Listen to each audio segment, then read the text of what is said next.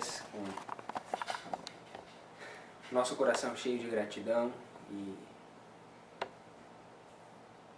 nossa mente, Senhor, buscando o entendimento e o conhecimento da Tua Palavra. Queremos Te agradecer por mais essa oportunidade que temos de abrir a Palavra dos Profetas e estudar e meditar naquilo que o Senhor revelou especialmente para essa última geração. Obrigado porque o leão da tribo de Judá venceu e abriu o livro, Pai, selado com 7 selos, a fim de que nos últimos dias, ao corrermos para lá e para cá nas Escrituras, possamos, o conhecimento possa ser multiplicado, Pai, e assim possamos nos estabelecer na verdade e estar preparados para os últimos eventos conectados com o fechamento da Porta da Graça. Ao continuarmos estudando a segunda mensagem angélica, pedimos a unção do Teu Espírito, e que o mesmo anjo que veio ensinar aos profetas esteja presente aqui conosco nessa hora. Obrigado pelo sangue de Cristo, que tem nos purificado e tem nos dado força e poder para vencer o pecado a cada dia. E muito obrigado, Senhor, porque o Senhor ainda está no santuário intercedendo por nós e ministrando em favor do Teu povo. Coloca o Teu selo sobre nós, é o que pedimos em nome de Jesus. Amém. Amém.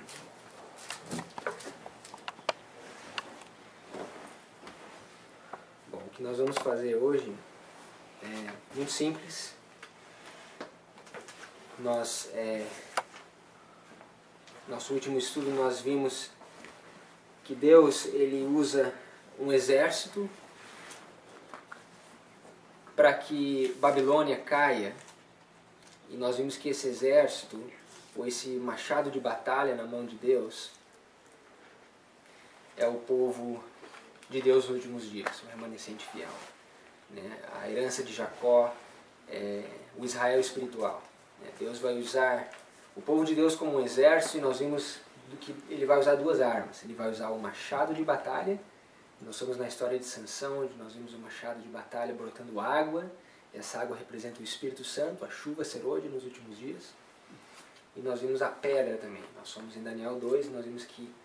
E também nós somos na história de Davi, em 1 Samuel 17, onde através da pedra, o anjo que direcionou aquela pedra e bateu na cabeça do gigante, nos pés da estátua, em Daniel 2, derrubando aquela imagem, representa também os últimos 6 versos de Daniel 11, o livrinho, né? Nós vimos que Deus faz brotar mel da rocha.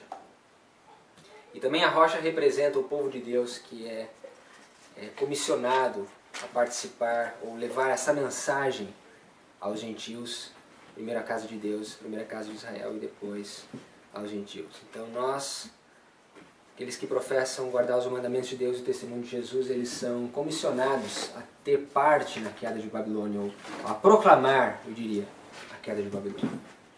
O que nós vamos fazer hoje é muito simples, e eu acho que vai ser útil para nós, especialmente ao nós duplicarmos essa mensagem, levarmos aos nossos familiares e amigos. Eu tentei colocar de uma forma muito simples, e nós vamos deixar a Bíblia identificar para nós quem é a Babilônia nos últimos dias. Okay? Quem é a Babilônia? Okay? Eu queria abrir a Bíblia nessa tarde, no livro de Jeremias, no capítulo 51, para nós começarmos esse estudo bíblico, que tem como a seguinte pergunta: quem é a Babilônia? Okay? Quem é a Babilônia nos últimos dias? A Bíblia nos diz em Jeremias 51, verso 54. Começando no verso 54, a Bíblia diz: De Babilônia se ouve clamor de grande destruição da terra dos caldeus, porque o Senhor tem destruído Babilônia e tem feito perecer nela a sua grande voz. Quando as suas ondas bramam, com muitas águas é emitido o ruído da sua voz. Porque o destruidor vem sobre ela, sobre Babilônia, e os seus poderosos serão presos. Já estão quebrados os seus arcos, porque o Senhor Deus das recompensas, certamente lhe retribuirá. Então nós vimos que esse destruidor que vem sobre Babilônia, nós vimos que uma primeira aplicação dessa profecia, nós encontramos em Isaías 45, quando Ciro veio com o seu exército, com a Média e com a Pérsia, e destruiu Babilônia pela primeira vez.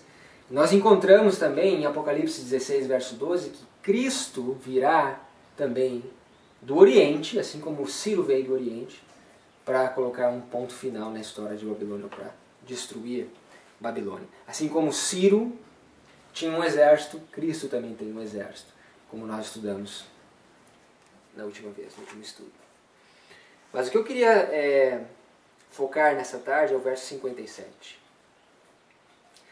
A Bíblia diz: embriagarei os seus príncipes, e os seus sábios, e os seus capitães, e os seus magistrados, e os seus poderosos, e dormirão um sono eterno, e não acordarão, diz o Rei, cujo nome é o Senhor dos Exércitos.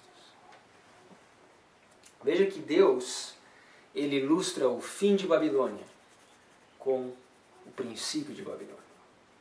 Para que nós possamos entender a final queda de Babilônia, nós temos que entender como Babilônia caiu pela primeira vez.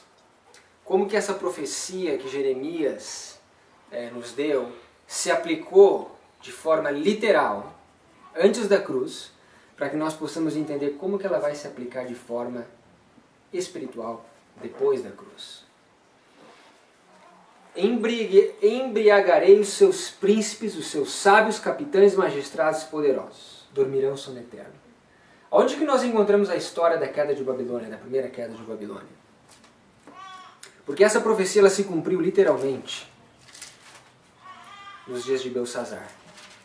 Vejam comigo no livro de Daniel, capítulo 5, mais uma vez. Em Daniel 5 nós temos a queda de Babilônia.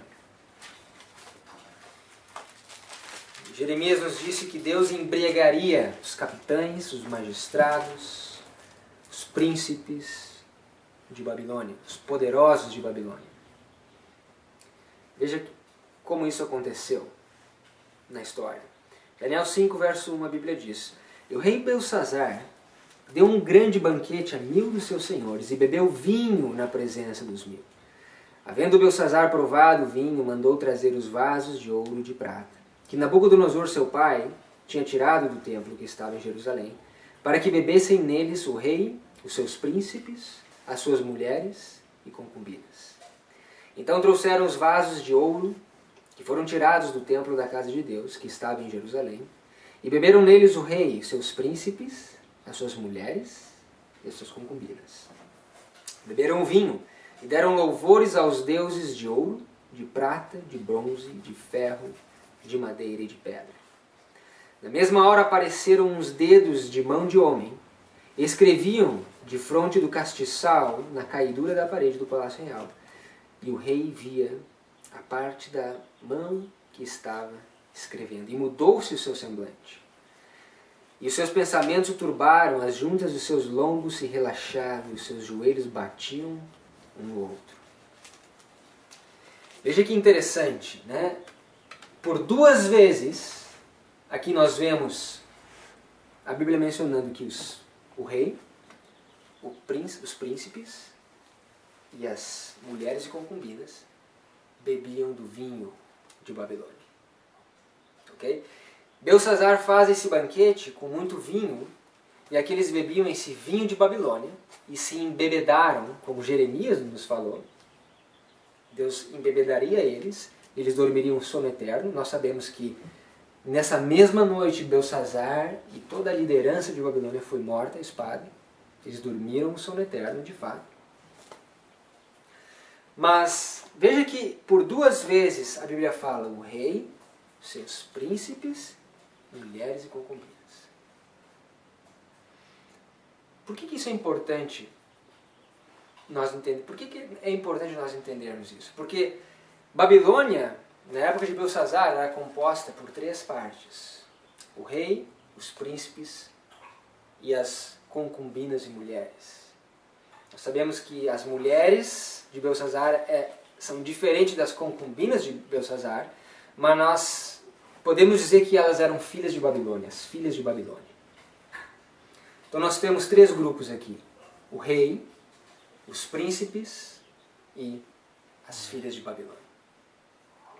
Veja comigo no livro de Apocalipse, porque nos últimos dias Babilônia também é dividida em 3 grupos. E essa é o começo da resposta da nossa pergunta inicial. Quem é Babilônia nos últimos dias? Nós vamos ver que Babilônia é dividida em 3 grupos: o rei, os príncipes e as filhas de Babilônia. Apocalipse 16, verso 19. A Bíblia nos diz. Apocalipse 16, 19. Que a grande cidade fendeu-se em 3 partes, e as cidades das nações caíram. E da grande Babilônia se lembrou Deus para lhe dar o cálice do vinho da indignação da sua ira. Então nós vemos Babilônia nos últimos dias divididas em 3 partes também. Que 3 partes são essas? Verso 13. E da boca do dragão, e da boca da besta, e da boca do falso profeta, vi sair 3 espíritos imundos, semelhantes a rãs. Porque são espíritos de demônios que fazem prodígios, os quais vão ao encontro dos reis da terra e de todo mundo para os congregar para a batalha, naquele grande dia do Deus Todo-Poderoso. Quem são essas 3 partes? A Bíblia diz o dragão, a besta e o falso profeta. O que nós vamos entender nesse estudo, de forma Deus querendo de forma simples e objetiva, é que o dragão são os príncipes.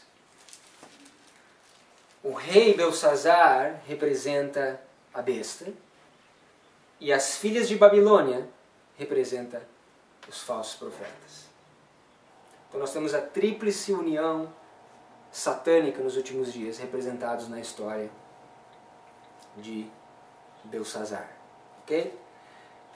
Então nós vamos começar pelo dragão, pelos príncipes. Vamos deixar a Bíblia estabelecer para nós quem representa o dragão nos últimos dias. Ok? Vejam comigo em Apocalipse 12. Eu encorajo O dragão é o rei ou é o príncipe? O dragão representa os príncipes. Ok? Nós vamos entender isso no momento. Eu encorajo vocês a tomarem nota disso, porque essa é uma das grandes dificuldades de nós, adventistas. Nós muitas vezes sabemos a resposta.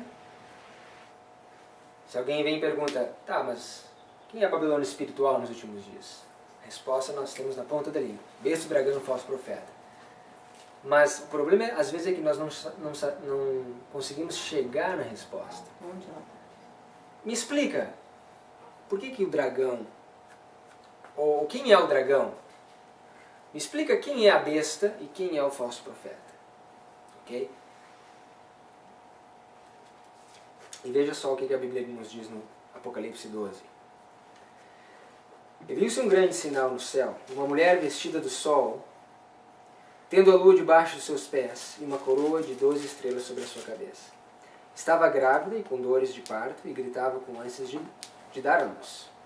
E viu-se um outro sinal no céu, e eis que era um grande dragão, vermelho. Tinha 7 cabeças e 10 chifres, e sobre as suas cabeças 7 diademas. E a sua cauda levou após si a 1/3 parte das estrelas do céu, e lançou-as sobre a terra. E o dragão parou diante da mulher que havia de dar à luz, para que, dando ela a luz, lhe tragasse o filho. Pergunta, quem é o dragão aqui, nesses versos que nós acabamos de ler? Quem é esse dragão que com a sua cauda leva após si a 1/3 parte das estrelas do céu? Veja só o verso 9. E foi precipitado o grande dragão, a antiga serpente, chamado Diabo e Satanás, que engana todo mundo. Ele foi precipitado na terra, e os seus anjos foram lançados com ele. Ok? Então, primeiramente, esse dragão ele representa Lúcifer, o diabo, a antiga serpente, Satanás. Mas notem comigo no verso 4, porque esse dragão, ele parou diante da mulher, e essa mulher é a mulher pura, vestida do sol, que tinha a lua debaixo dos seus pés, e uma coroa de 2 estrelas. E ele parou para devorar o filho, para que tragasse o filho dessa mulher. Ok? Quando que Satanás desejou tragar o filho dessa mulher? Quem é esse filho? Primeiramente, Cristo. Que nós estamos lidando com uma profecia messiânica. Ok? Cristo é esse filho que a mulher deu à luz, e Satanás ele estava só esperando esse Messias nascer para que ele tragasse esse filho. Okay? Veja o que o livro Grande Conflito nos diz. Vou ler para vocês uma citação que se encontra no Grande Conflito.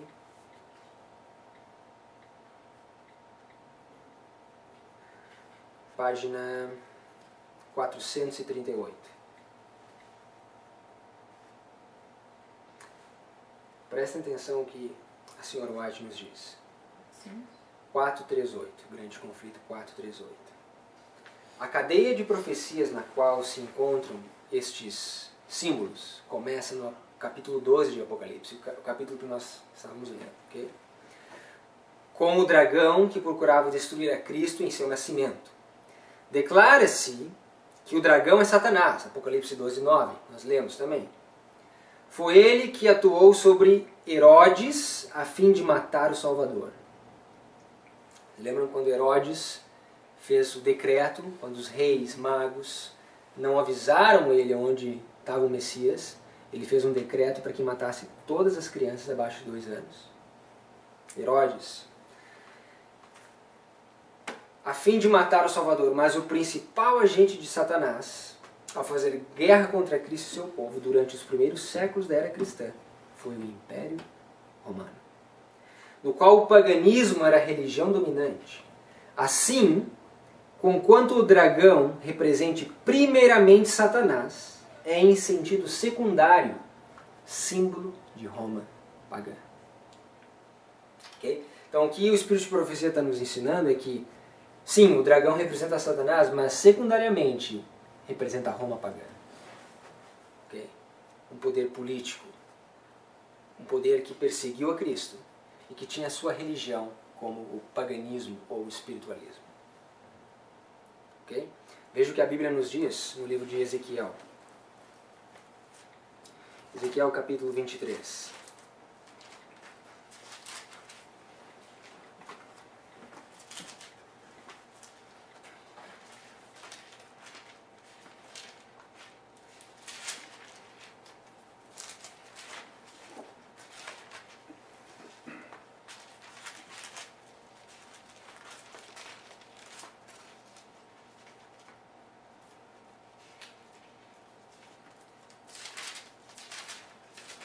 Na verdade, Ezequiel 29, verso 3.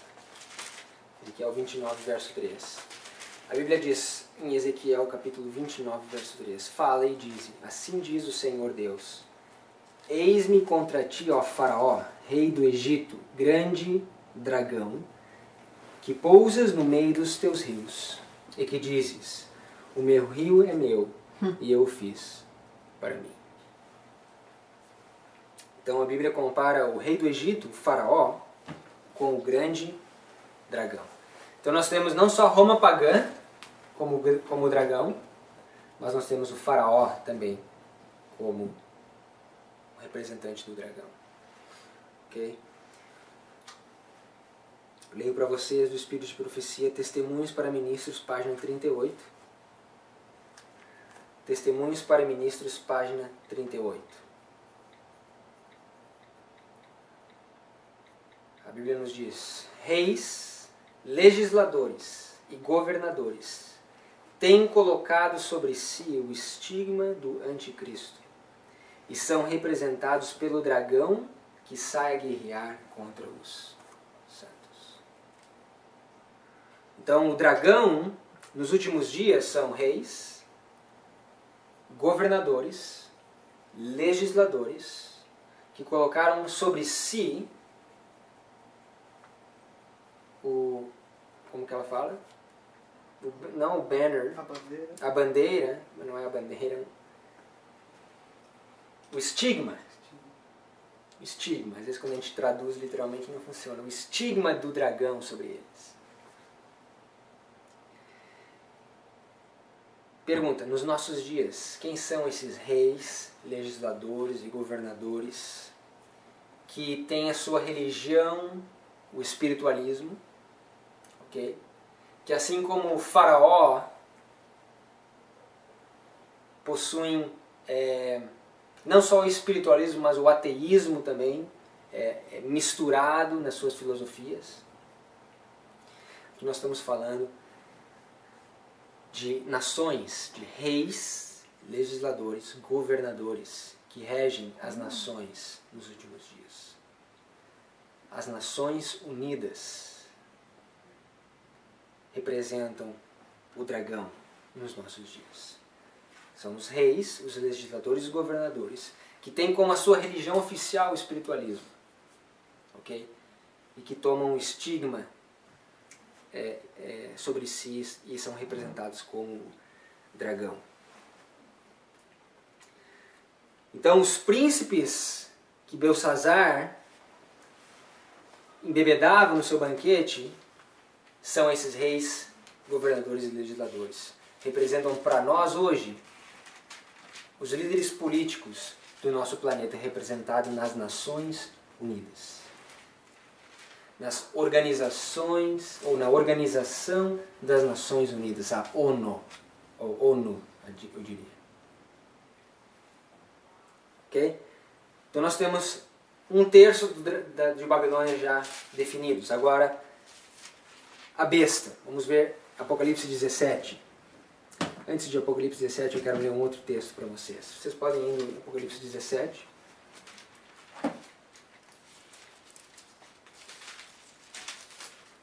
Apocalipse capítulo 17. Eu leio o texto depois. Vamos no Apocalipse 17. O que representa essa besta? Nós vamos ver que o Belsazar é o representante da besta. Ele é o rei do norte. Ele é o rei de Babilônia. E para aqueles que conhecem Daniel capítulo 11, do verso 40 a 45, nós sabemos que existe uma guerra entre o rei do sul e o rei do norte. E o rei do norte é o rei que domina a região geográfica de Babilônia. Porém, nos últimos dias, essa região geográfica não é uma localidade geográfica, mas é em linguagem espiritual. O rei do norte, na época de Belsazar, ele próprio era o rei do norte, o rei da Babilônia. Nos nossos dias, nós vamos ver que um outro poder controla espiritualmente essa região. Apocalipse 17, verso 1, a Bíblia nos diz: E veio um dos 7 anjos que tinha 7 taças e falou comigo, dizendo-me: Vem, mostrar-te a condenação da grande prostituta que está sentada sobre muitas águas, com a qual fornicaram os reis da terra e os que habitam na terra, e se embebedaram com o vinho da sua fornicação. Então nós vemos que esse poder também dá muito vinho para embebedar as nações, os reis da terra. Levou-me em espírito a um deserto e vi uma mulher assentada sobre uma besta de cor escarlata, que estava cheia de nomes blasfêmios e tinha 7 cabeças e 10 chifres. E a mulher estava vestida de púrpura e escarlata, e adornada com ouro e pedras preciosas e pérolas, e tinha na sua mão um cálice de ouro cheio das abominações da imundícia da sua fornicação. Eu, lendo Apocalipse 17, eu consigo imaginar o banquete de Belsazar na Babilônia, na noite da destruição. Na sua testa estava escrito o nome Mistério, a Grande Babilônia, a mãe das prostituições e abominações da terra. Então nós vemos que esse mesmo poder, ou esse poder em Apocalipse 17, faz um paralelo, ou encontra a sua sombra em Daniel capítulo 5, com o rei Belsazar. Veja no capítulo 13 de Apocalipse, quem é essa mulher, essa prostituta, que é descrita em Apocalipse 17. A misteriosa Babilônia, mãe de todas as prostituições e abominações da terra. Apocalipse 13, verso 1, a Bíblia diz: Eu pus-me sobre a areia do mar, e via subir do mar uma besta que tinha 7 cabeças e 10 chifres, e sobre os seus chifres 10 diademas, e sobre as suas cabeças um nome de blasfêmia. E a besta que vi era semelhante ao leopardo, os pés de urso, os seus pés como os de urso, e a sua boca como a boca de leão. E o dragão deu-lhe o seu grande poder, e o seu trono e grande poderio. E vi uma das suas cabeças como ferida de morte, e a sua chaga mortal foi curada, e toda a terra se maravilhou após a besta. Quem é essa besta que tem o corpo de leopardo, a boca de leão, os pés de urso, onde o dragão deu o seu poder, mas que ela recebe também a ferida mortal, uma ferida, uma chaga nas suas... Uma das suas cabeças foi ferida de morte, mas essa chaga ela é curada. Que poder é esse que a Bíblia está se referindo aqui? Aqui nós estamos falando de Roma. Roma na sua fase papal. Okay? Então, se o dragão representa os príncipes, a besta representa o rei do norte, ou Roma papal, Belsazar. Okay? Agora, vejam comigo no livro de Naum, nós vemos mais um testemunho.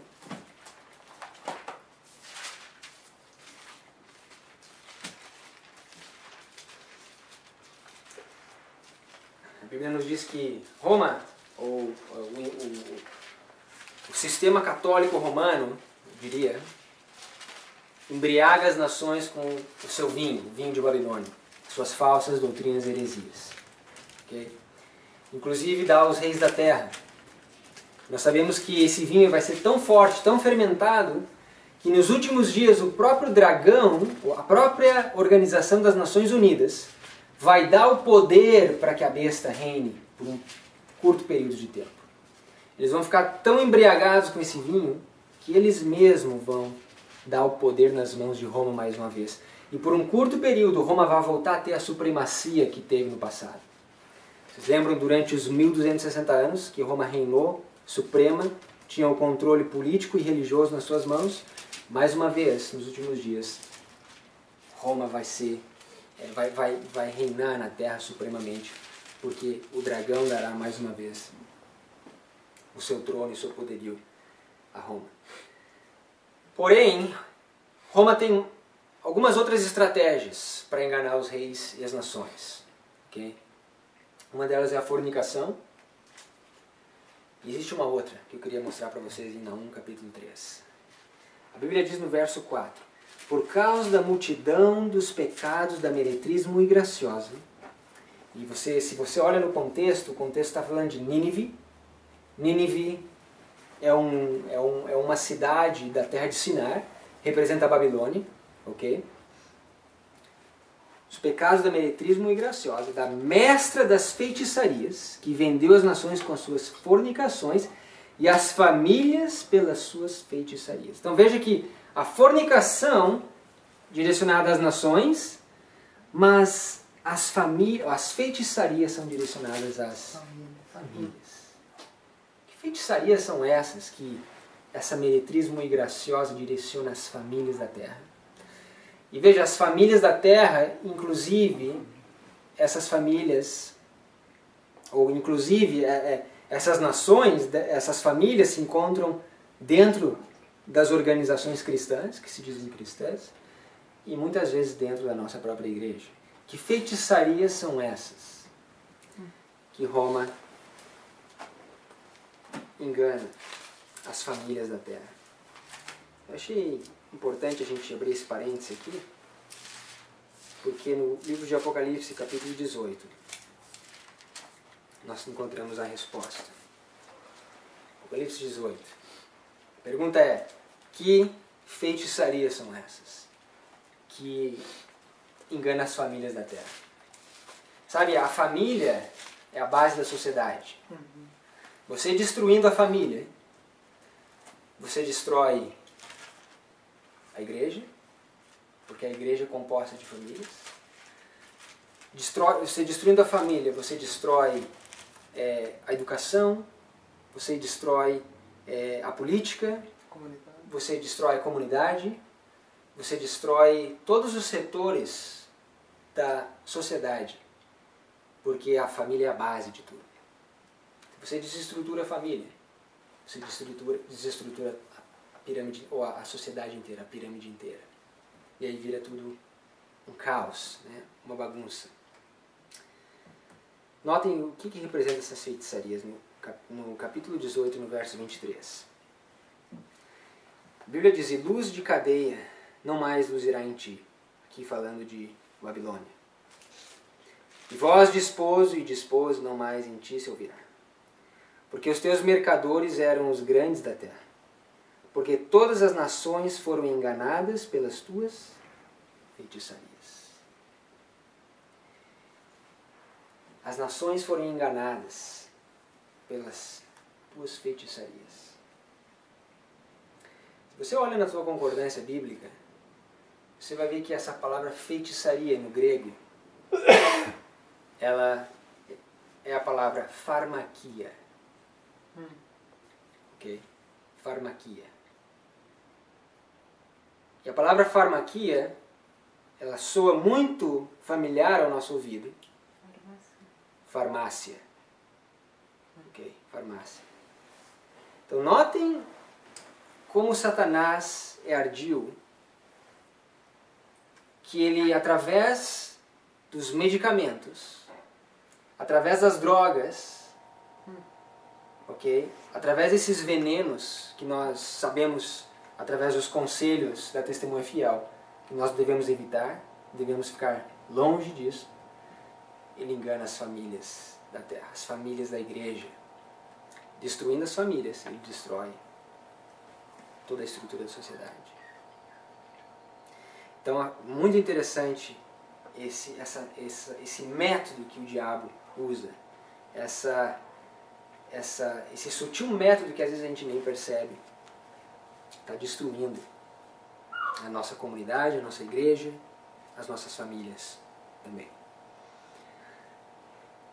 Os príncipes, o dragão, as Nações Unidas. Os reis, ou o rei Belsazar, representa a besta, representa o sistema católico romano, o papado nos últimos dias. Falta um. Qual é o que falta? Suas filhas. Suas filhas. Deixa eu ler para vocês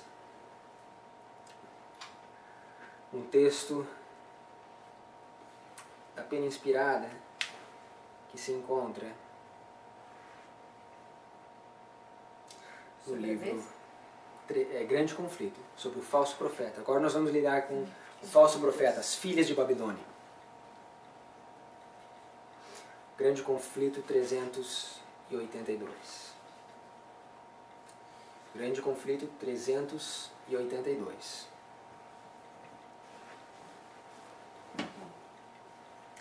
Veja o que a senhora White nos diz. Declare-se que Babilônia é a mãe das prostitutas. Como suas filhas devem ser simbolizadas igrejas que se apegam às suas doutrinas e tradições, seguindo-lhe o exemplo em sacrificar a verdade e a aprovação de Deus, a fim de estabelecer uma aliança ilícita com o mundo. A mãe, Roma. As suas filhas, as igrejas que se apegam às doutrinas de Roma e às tradições de Roma. É isso que o Espírito de Profecia nos fala. E veja só por que eles fazem isso. Sacrificam a verdade e a aprovação de Deus a fim de estabelecer uma aliança ilícita com o mundo, por causa do mundanismo, por causa da inclinação às coisas carnais, por causa do amor ao mundo. Eles sacrificam a verdade, sacrificam a norma e comprometem a verdade por causa das tradições, ou seguem as tradições e os costumes de Roma, por causa do amor ao mundo. Okay? Agora, Se o Espírito de Profecia nos diz que as filhas de Babilônia representam as filhas de Roma, ou as filhas, ou o protestantismo apostatado, ok? Se o Espírito de Profecia nos diz, nós temos que encontrar na Bíblia também a mesma verdade. Eu queria que vocês fossem em Lucas capítulo 7 comigo.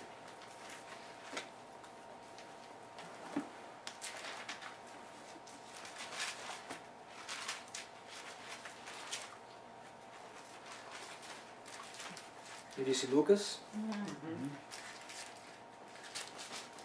Mateus capítulo 7.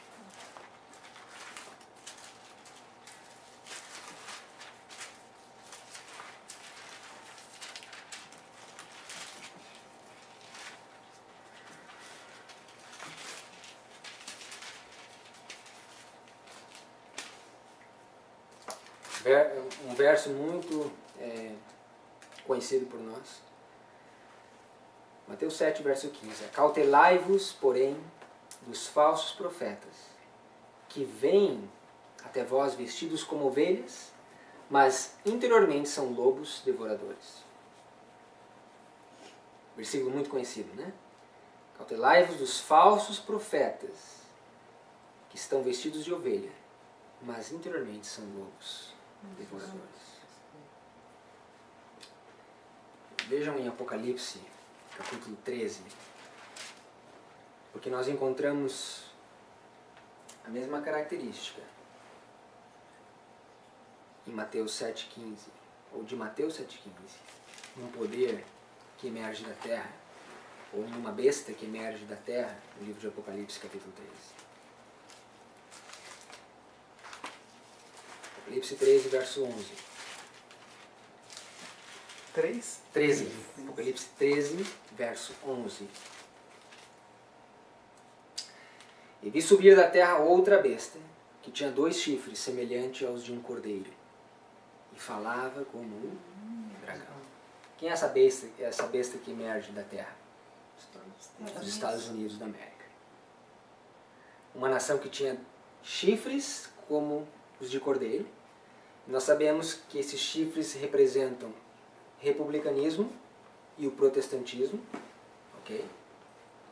Como um cordeiro, parecia como sendo um cordeiro, mas falava como um dragão.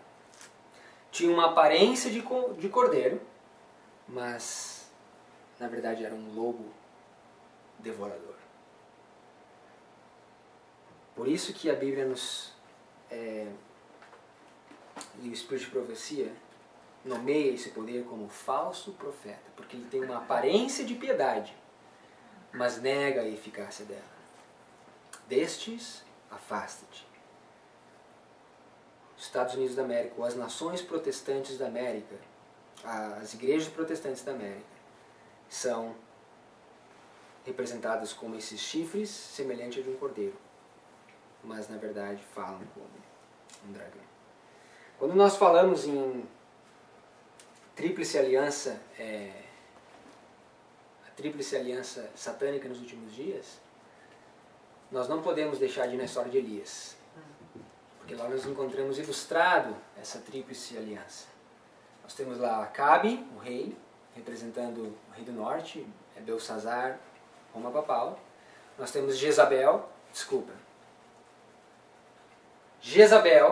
representando o rei do norte, representando a prostituta de Apocalipse 17, Roma papal. Acabe representando o dragão, reis, legisladores, governadores, ok? O dragão, as Nações Unidas. E nós temos os profetas de Baal, representando então o falso profeta. Vejam comigo em 1 Reis, capítulo 18. Nós não vamos analisar toda a história, eu só quero ler alguns versos para vocês, para nós notarmos essa aplicação profética no livro de Reis, 1 Reis 18.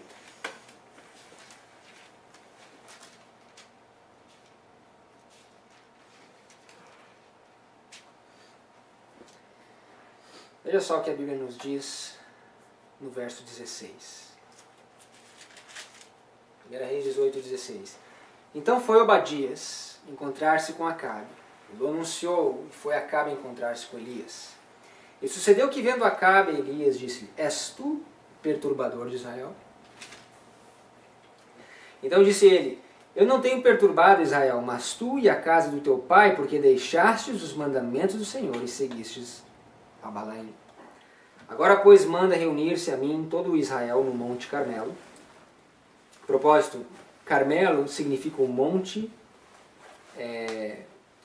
dos vinhedos, ou o monte do vinho, ok?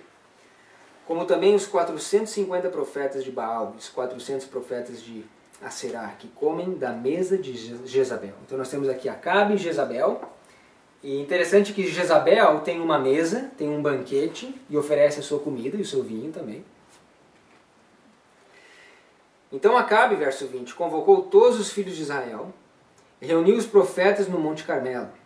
Então Elias se chegou a todo o povo e disse: Até quando cocheareis entre dois pensamentos? Se o Senhor é Deus, seguiu. E se Baal seguiu, porém o povo nada, ele respondeu. Viu? O povo de Israel aqui estava morno, não era nem quente nem frio. Nem seguia Baal, nem seguia Deus. Tentava ficar no meio. Da mesma forma que Laodiceia. Um pé no mundo, um pé na igreja. Não sai da igreja por causa da tradição. Porque eu sou a 4ª geração adventista. Meu avô era adventista, meu pai, agora eu sou adventista. Que orgulho. O Sr. White nos diz que nem 20, que nenhum em 20 que estão escritos nos livros da igreja estão preparados para fechar o seu tempo probatório nos últimos dias. Não adianta nada a gente estar com o nome escrito no livro da igreja quando o nosso nome está apagado do registro do céu, do livro da vida. Até quando cocheareis entre dois pensamentos? Verso 22. Então disse Elias ao povo: Só eu fiquei por profeta do Senhor, e os profetas de Baal são 450 homens. E nós conhecemos a história, nós não precisamos ler toda a história. Elias faz um desafio a eles, né? E nós sabemos que no final Deus responde, fazendo fogo descer do céu e consumindo a lenha, né, as pedras, bebendo a água, né, todo o sacrifício é consumido. E Apocalipse 13 nos adverte que nos últimos dias os falsos profetas, porque veja, na época de Elias, os falsos profetas não fizeram fogo descer do céu. Quem fez fogo descer do céu foi o verdadeiro Deus de Israel. E interessante que Baal é o Deus do sol, o Deus do fogo. Porém, nos últimos dias, Apocalipse 13 nos diz que eles farão até fogo descer do céu. Ou seja, o engano vai ser elevado a uma exponencial maior. Vai ser maior o engano. Se possível, até os eleitos serão enganados. Ok? Então, nós vemos aqui no livro de Reis a tríplice aliança babilônica dos últimos dias, representado na história de Elias. Mas o que eu queria focar aqui, e a razão pela qual nós não vamos analisar a história inteira, porque é uma história fantástica, nós temos muitos símbolos e muitas analogias proféticas aqui, é que eu quero analisar o verso 16, que muitas vezes é passado batido nessa história. Verso 16, a Bíblia diz: Então foi Obadias encontrar-se com Acabe.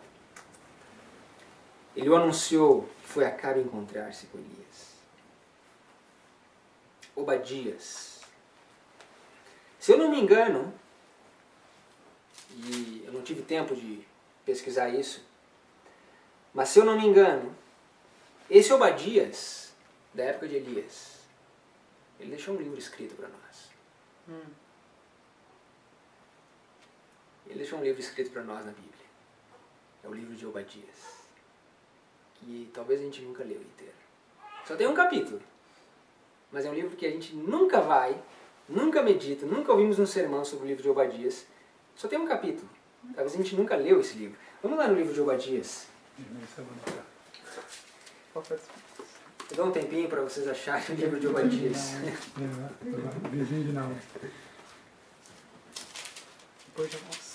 Obadias.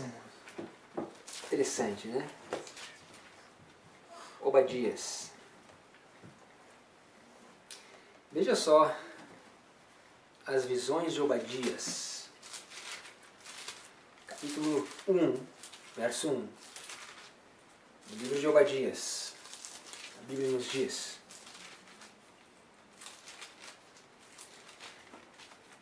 visão de Obadias. Assim diz o Senhor Deus a respeito de Edom.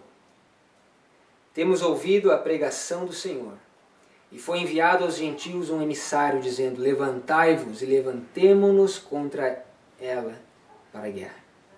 Eis que te fiz pequeno entre os gentios, tu és muito desprezado. A soberba do teu coração te enganou, como que habita nas fendas das rochas, e na sua alta morada, que diz no seu coração: quem me derrubará em terra? Ou seja, aqui uma das coisas que nós podemos entender é que Edom aqui, ele tem um espírito de exaltação própria. Quem me derrubará em terra? Se te elevares como águia e puseres o teu ninho entre as estrelas, dali te derrubarei, diz o Senhor. Se viessem a ti ladrões ou assaltantes de noite, como estás destruído? Não furtariam o que lhes abatesse, o que lhes bastasse? Se a ti viessem os vindimadores, não deixariam algumas uvas? Como foram rebuscados os bens de Esaú? Como foram investigados os seus tesouros escondidos?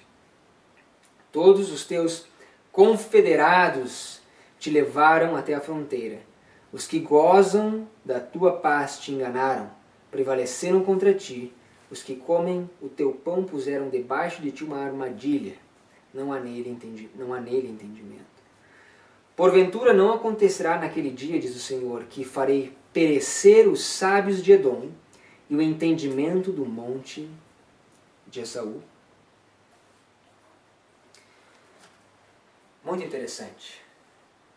Muito interessante. O que eu queria que vocês notassem, simplesmente, é que Obadias tem uma mensagem para Edom. Edom, de acordo com o livro de Obadias, é Esaú. Quem é Esaú? Ou quem foi Esaú? E o que representa Esaú? Porque se nós entendermos quem foi Esaú no passado, nós vamos entender quem é Edom, espiritualmente falando, nos nossos dias. Vejam no livro de Gênesis, capítulo 25. Porque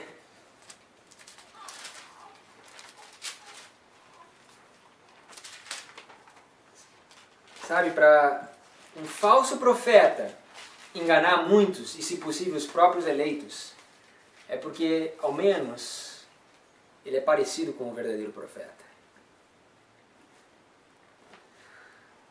O pior engano que existe é aquele que é misturado com a verdade. A Bíblia diz que esse profeta, ele tinha uma aparência de cordeiro.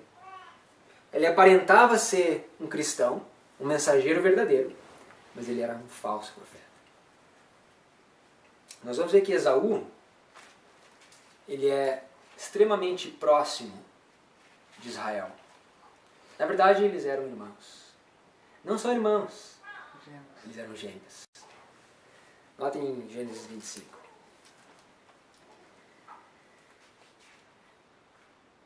Verso 24, a Bíblia diz: e cumprindo-se os seus dias para dar à luz, eis gêmeos no seu ventre.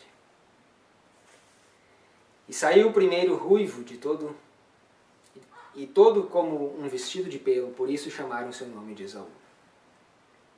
Depois saiu o seu irmão, agarrada sua mão ao calcanhar de Esaú, por isso se chamou o seu nome Jacó. E era Isaac de idade de 70 anos, quando os gerou. 60 anos. 60 anos, obrigado. Quando os gerou. Então nós temos aqui os gêmeos, Esaú e Jacó, filhos de Isaac, netos de Abraão, o pai da fé. Gêmeos. Irmãos, quem era o primogênito da história? Esaú. Quem deveria ser privilegiado com a bênção da primogenitura? Esaú. Quem deveria ser aquele escolhido para cumprir a promessa que Deus fez a Abraão de ser uma grande nação? Esaú. O que acontece no meio do caminho? Veja no verso 30. E disse Esaú a Jacó: deixa-me, peço-te, comer desse guisado vermelho, porque estou cansado. Por isso se chamou Edom. Então disse Jacó: vende-me, verso 31. Desculpa, verso 31. Vende-me hoje a tua primogenitura. E disse Esaú: eis que estou a ponto de morrer. Para que me servirá a primogenitura? Então disse Jacó: jura-me hoje. E jurou-lhe e vendeu a sua primogenitura a Jacó. Então notem que por causa da fome, do desejo, do apetite pervertido, ok? Eu acredito que ele estava com fome. Mas Esaú trocou uma bênção espiritual por uma bênção terrena. É isso que eu quero que vocês notem aqui. Esaú trocou uma bênção eterna por uma bênção momentânea. Ok? Notem isso, porque isso é muito importante. Da mesma forma que Jacó, nós podemos traçar a linhagem, nós podemos ver que Jacó, o próprio nome dele se tornou Israel. Ele é o pai de Israel. Esaú é o pai dos Edomitas, ou o pai de Edom. Jacó é Israel, Esaú é Edom. Esaú vendeu o dom espiritual, a herança eterna, por um bem temporal, né, para matar a sua fome, para matar o seu apetite. E eu vou ler para vocês mais uma vez a citação do Espírito de Profecia. Porque veja, falando sobre as filhas de Babilônia, as igrejas que se apegam às doutrinas e tradições, qual é a razão que elas se apegam? A fim de estabelecer uma aliança ilícita com o mundo. Por causa do amor ao mundo, do amor às coisas terrenas, elas trocam as bênçãos eternas. Elas comprometem a verdade, elas vendem a primogenitura por causa dessa união ilícita com o mundo, ou dessas bênçãos, ou desses prazeres terrenos e temporais. Veja em Hebreus capítulo 12. Hebreus 12.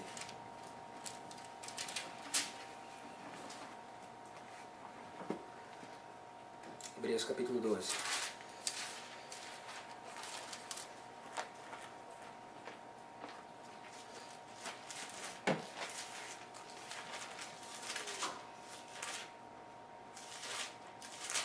O que eu quero que vocês notem aqui é que, da mesma forma que Esaú e Jacó eram irmãos, gêmeos, muito próximos,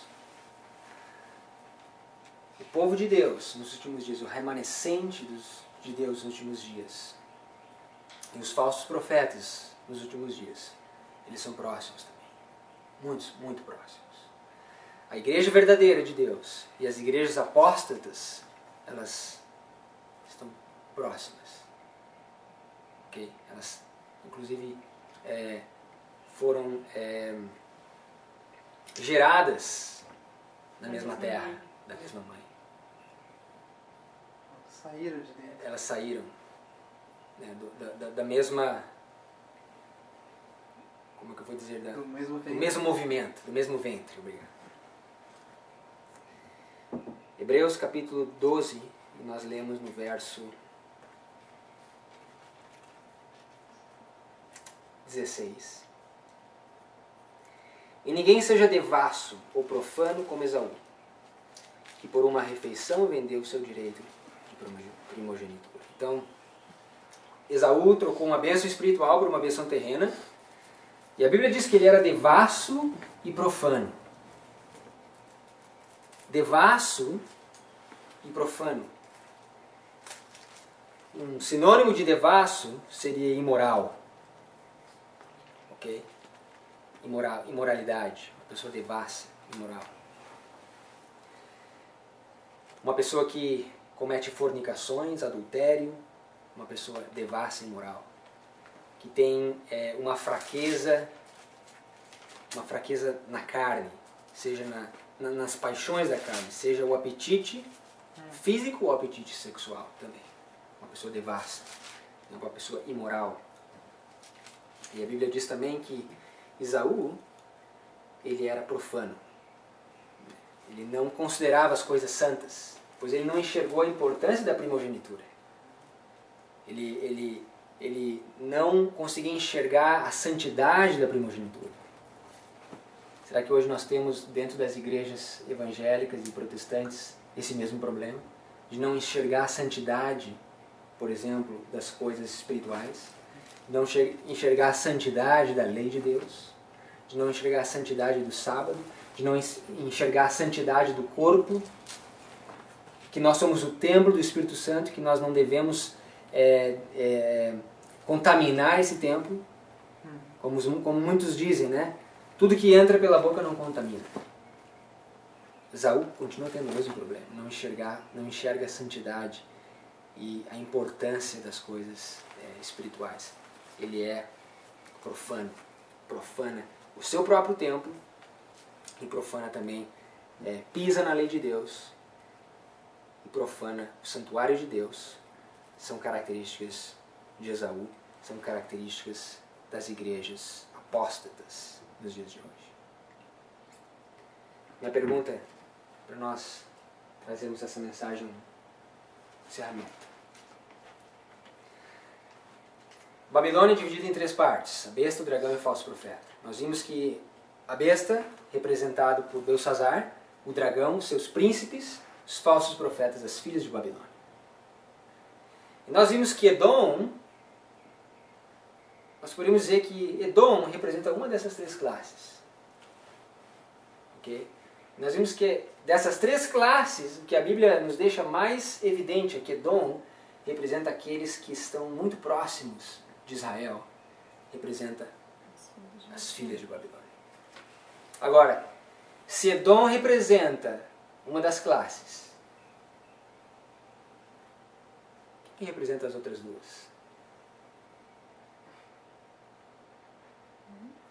Deixa eu fazer a pergunta de uma outra forma. Se a nação de Edom representa as filhas de Babilônia, Moab, Amon? Daniel capítulo 11. Não precisem nem acabar a pergunta, vocês já responderam. Daniel capítulo 11.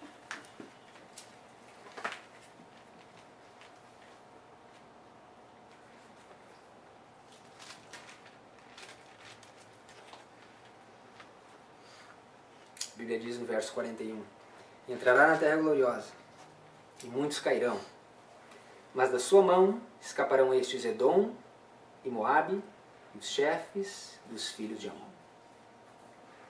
Edom, Moabe e Amon. Aqui nós temos 3 classes, 3 grupos que escapam da mão do rei do norte nos últimos dias.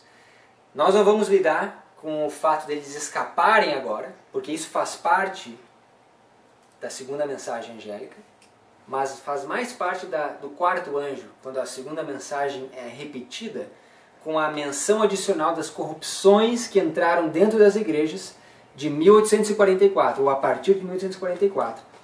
Quando veio o convite: sai dela, povo meu, para não seres cúmplices nos seus pecados e nas suas pragas.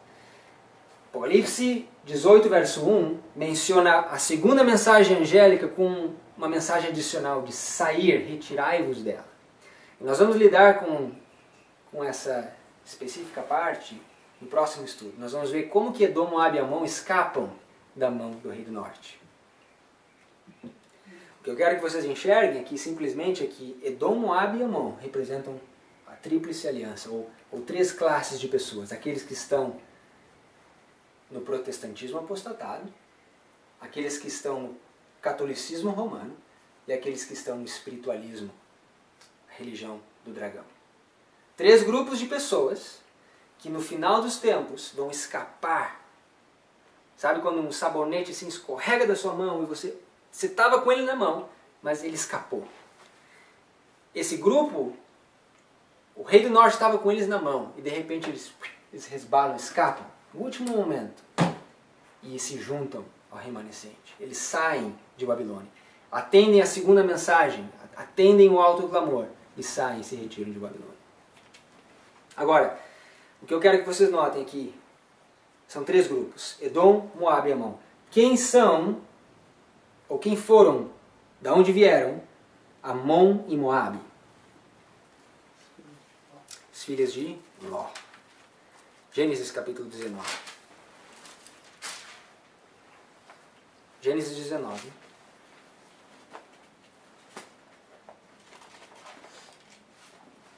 Eu deveria acabar aqui, mas eu não posso. Preciso, pelo menos em alguns textos mais.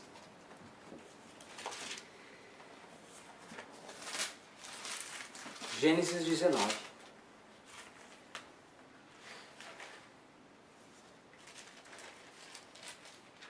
Nós sabemos a história, não preciso ler a história. Aqui você vai encontrar a história do incesto que as filhas de Ló cometem com o pai, onde havia muito vinho, ok? Para que eles se embebedassem e cometessem esse incesto. Nós sabemos que foi incesto, mas uma outra palavra para esse ato é fornicação, porque eles não eram casados. Na verdade, Ló estava viúvo e as filhas estavam solteiras. Então eles fornicaram. Então nós temos muito vinho e muita fornicação na história de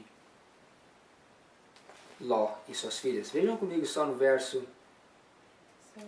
35. A partir do verso 35. E deram de beber vinho seu pai também naquela noite. Levantou-se a menor, deitou-se com ele. Não sentiu ele quando ela se deitou, nem quando se levantou. E conceberam as 2 filhas de Ló, de seu pai.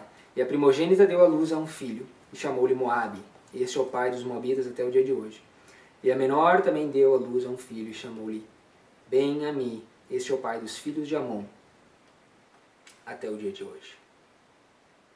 Então, muito vinho, muita fornicação, resultado, Amon e Moabe. Mais uma vez, representam aqueles que estão espiritualismo, catolicismo, protestantismo apostatado. Edom, Moabe e Amon. Eu queria compartilhar um verso em Sofonias com vocês, rapidamente. Sofonias, capítulo 2. Sofonias 2.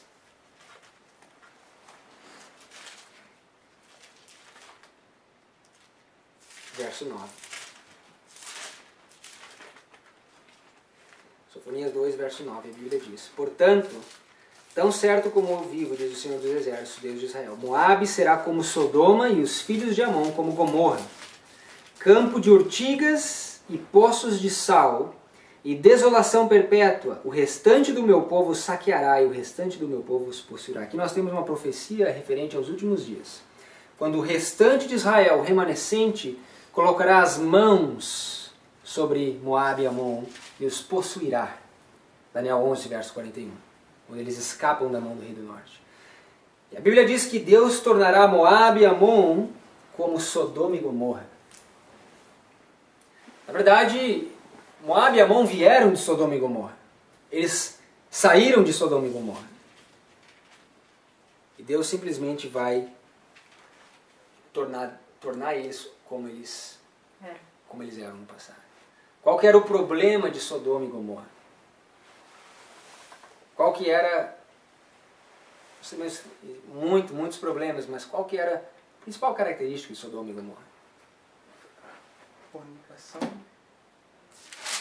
Fornicação.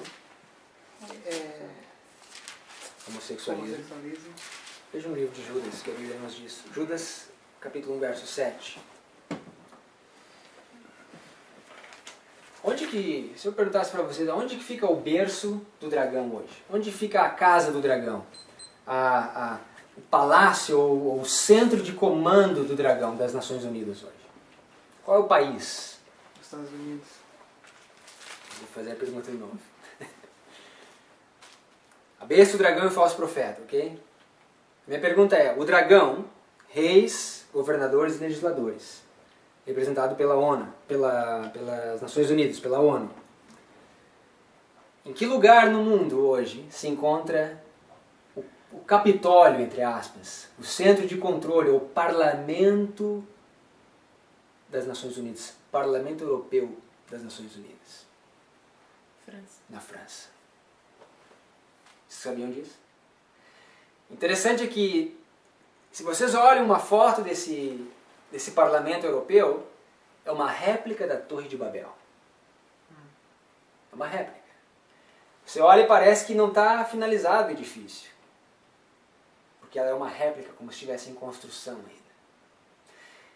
E o logo, quando eles anunciaram a inauguração desse prédio, havia 12 estrelas, se eu não me engano, okay? Todas de cabeça para baixo, pentagramas invertidos, e um letreiro dizendo assim, muitas línguas, mas uma única voz. Muitas línguas, mas uma única voz. Me pergunto, de onde que veio essa voz? Que voz que era essa que eles se referiam? Mas enfim, Judas capítulo 1, verso 7. O que eu quero dizer, vocês vão entender já já. Assim como Sodoma e Gomorra, cidades circunvizinhas, que havendo se entregue à fornicação com aqueles, e ido após outra carne, foram postas, por exemplo, sofrendo a pena de fogo eterno. Essa outra carne aqui é o problema do homossexualismo. Lembra quando Ló recebeu os anjos na casa dele? E aqueles homens de Sodoma e Gomorra bateram e dizendo assim, eu quero ver os visitantes. Queremos ter relações sexuais com isso. Homossexualismo. Na época de Ló. Ló disse, eu dou minha filha. Não, nós queremos os homens. Homossexualismo. Pergunta. Você pensa numa nação promíscua na Europa, qual é a primeira que vem na mente? França.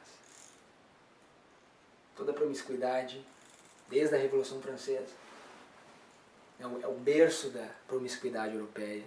Talvez de lá é que saiu toda essa promiscuidade para a América. Com certeza. O sexualismo, né? Relações abomináveis, inclusive com animais e tudo mais.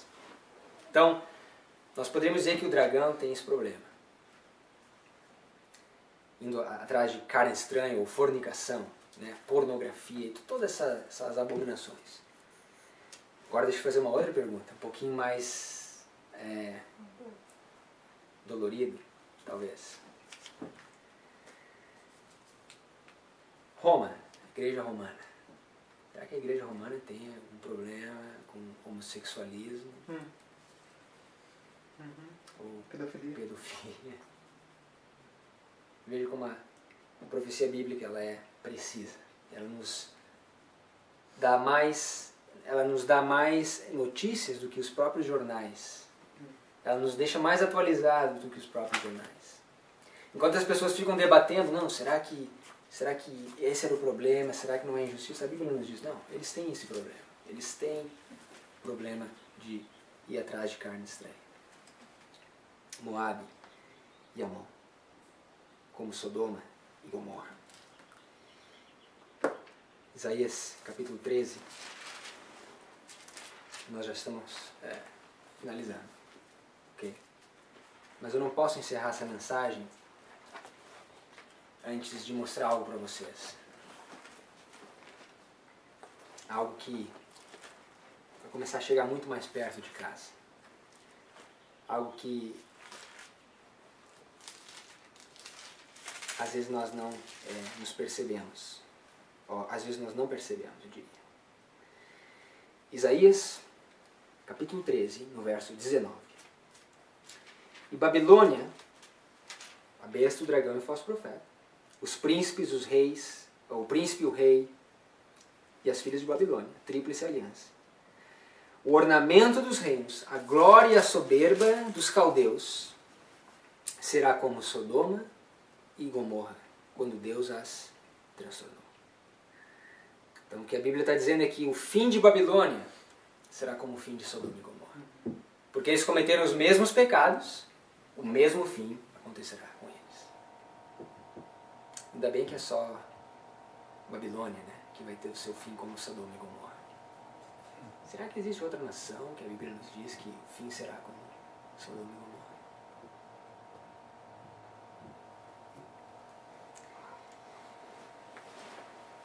Para nós encerrarmos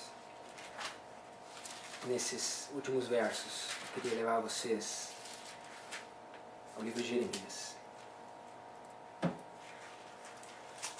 Jeremias, capítulo 23.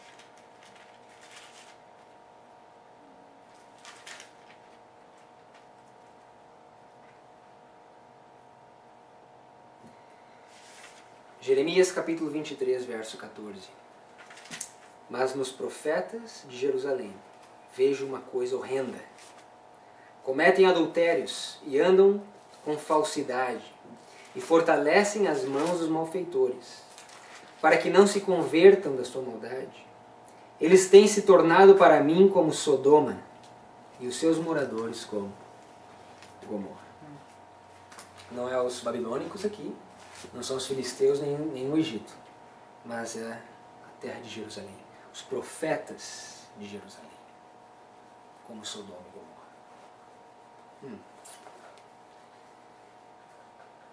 Se nós parássemos por aqui e disséssemos, ok, os profetas de Jerusalém, os profetas de Israel, os líderes espirituais do Israel moderno atualmente, cometem as mesmas abominações do que Sodoma e Gomorra. Já é duro de escutar isso. Aqueles que Deus confiou tanta luz, tanta oportunidade, cometerem as mesmas coisas do que Sodoma e Gomorra. Só que a Bíblia vai um pouco além. Lamentações, capítulo 4. Lamentações, capítulo 4.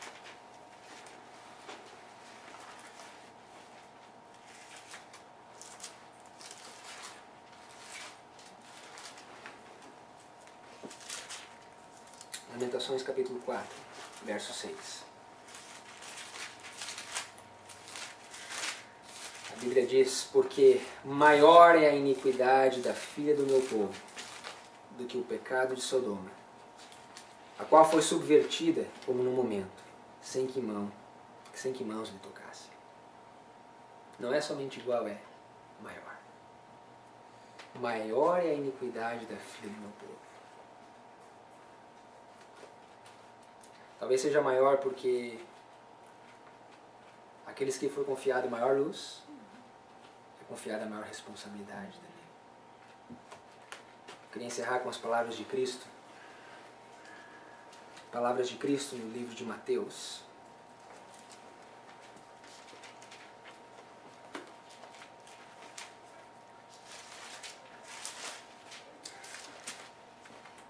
Agora, se nós fazemos pior do que os gentios, se as nossas iniquidades são maior do que os gentios, para onde que Edom, Moabe e Amon escaparão? Porque se eles vão escapar de Babilônia, que a Bíblia compara como Sodoma e Gomorra, cheio de problemas, para onde que eles vão ir? Vão para Jerusalém? Vão para Jerusalém, uma terra que faz pior do que Sodoma e Gomorra?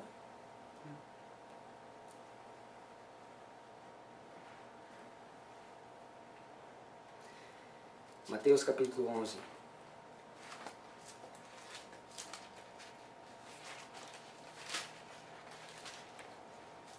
Verso 22. Verso 23. E tu, Cafarnaum, que te ergues até o céu, serás abatida até o inferno.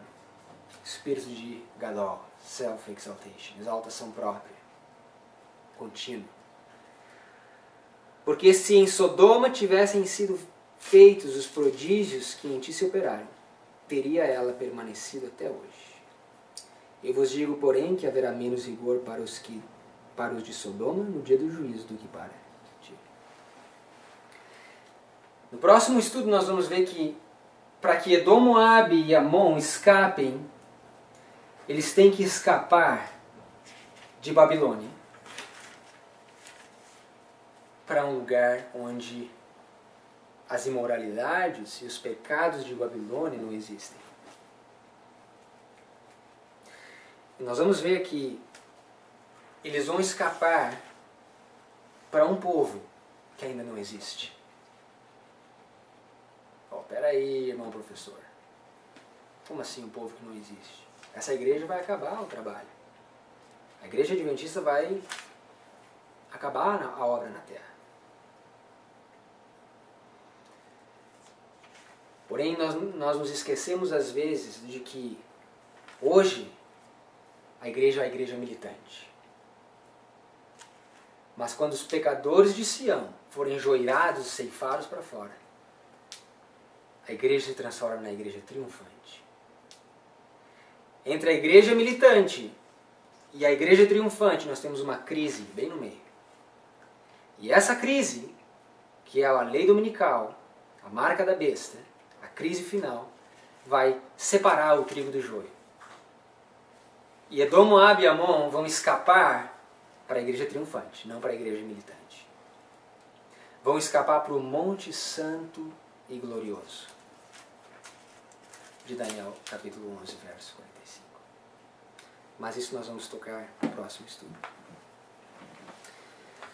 Senhor nosso Deus, em nome de Jesus nós queremos te agradecer pela muito firme palavra dos profetas,